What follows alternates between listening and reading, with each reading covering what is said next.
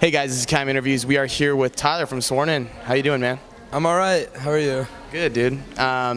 Here at Texas, South by So What. And you guys have a new album coming out pretty soon. So tell me, what songs from your guys' new album are you guys playing here at South by So What? Honestly, we're not going to be playing too much from our new CD today, partly due to the fact it's not out and also partly due to that I've been sick for about 2 weeks. So we're going to play Sunshine tonight, and we're going to play a new song called Weeping Willow. Oh, sweet. Is this today the first day that you guys are playing that live, or? No, we've been doing it for the whole tour. Okay, sweet. So, The Lover's the Devil is a concept album that you've talked about on Twitter. If you could just talk about the concept and where you got the inspiration for it from. Yeah, absolutely.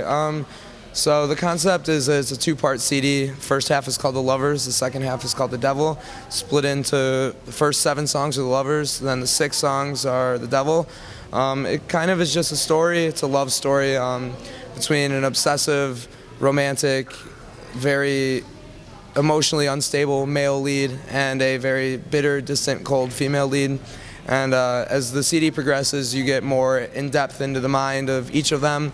And when you hit the halfway point of the CD, the roles reverse, and the male becomes cold and distant after all the unrequited love he dealt with, and the female realizes that she made a mistake and, you know, wants to try to salvage what happened, and it's just not happening. So it's mostly just a cautionary tale for people that, you know, if you're in a destructive relationship, whether or not it's platonic or romantic, you know, it's not worth doing it to yourself, and you're not alone with what you're dealing with. And if something's not healthy for you, it's not worth it. Where did you get the inspiration for that from? It's mostly just a collection of observations I've made throughout living life. I mean, my parents had a very terrible relationship. I've been in some bad relationships. I'm now in a pretty good one, so I'm happy about that. But it's an exaggeration of real life observations. So when you get inside each individual track, how do you kind of find the inspiration for those specific ones? I mean, tying back to that theme is pretty easy because it's broad, but each individual track, how do you kind of get that specific inspiration? I mean, as the CD goes, it's supposed to intensify as each song progresses. So, you know, it starts out kind of more relaxed and more angry, and then each track kind of goes into a different emotion that's felt when you're experiencing unrequited love. With music videos and art being very important for Sworn In, do you think you guys can get really creative with those? We've actually recorded 2 music videos about 2 weeks ago, and they're going to be really cool. If you can, describe the titling for the songs, because, I mean, a lot of fans were like, you know, saying they were critical, like of the track, you know, titles. You know, it's children's, you know, whatever. I mean, what do you have to say to these people that don't really understand it?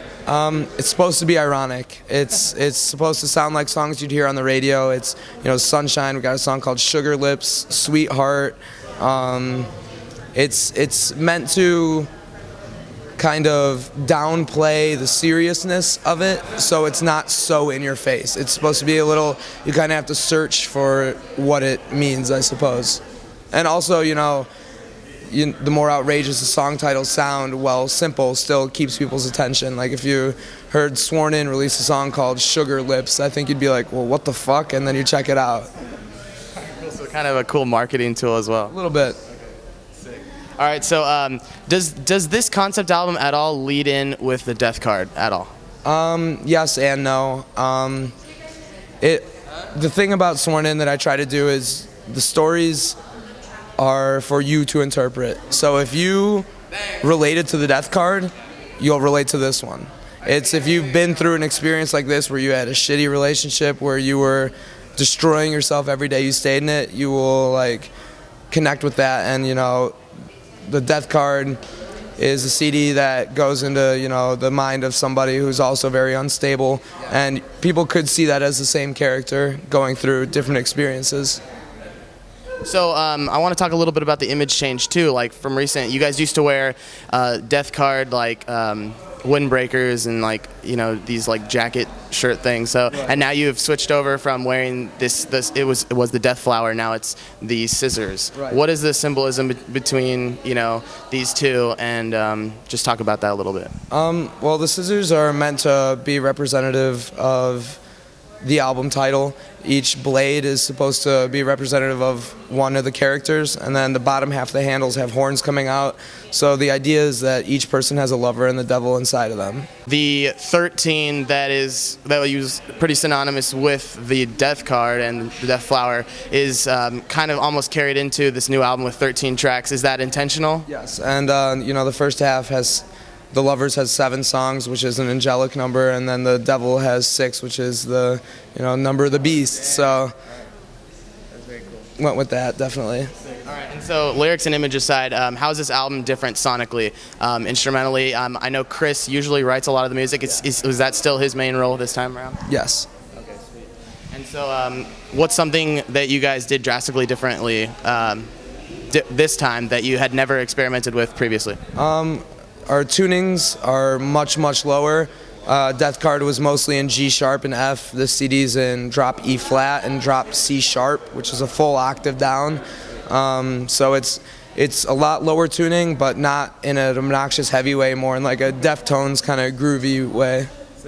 All right, so lastly, what is your favorite song from the record, and where can fans find you all after South by So What? My favorite song on our new CD is definitely Pocket Full of Posies, and I will be at our merch table directly. Wait, oops, that's not what you asked. What do you mean? What do you mean? Where will you find us after South by So What? Like tour-wise. Oh, sorry. We're doing a headlining tour with The Plot and You, I Declare War, and Gift Giver. Literally 2 days after this tour ends. All right, guys. Well, make sure to check out the new album, and it comes out April 6th, 7th. April 7th. So check that out. Lovers the Devil. And thank you for having us. Thank you. This is Kind of Interviews. Take it easy. Peace out.